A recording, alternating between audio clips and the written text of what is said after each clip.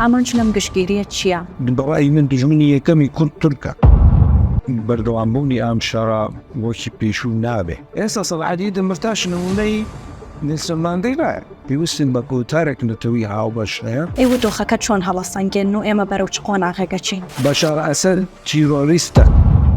کورد ئێستا نەکەمترین 45 تا 50 سەدی خەڵکی تورکیا. تەکلیفی ئەردۆغان بۆ خۆی لە دەمیرتاش کرد و کاتی خۆی کە پەیوەندی لەگەڵ پەرکەکە بکەیان. پارتوو لایەنە سیاسیەکانیش پشتگیری و پشتیوانیتان نەکەن یاخود ناوزی؟ ئیرۆ کورد بێداگەر کە ئێمە قبول ناکەم ستاتۆیەکی تیرۆریست لێرە دروستکردن دووبارە. تا ئێستا لە هەندێک پارچەکانی کوردستان ئەمە پێش قۆناغی نەتەوەینە.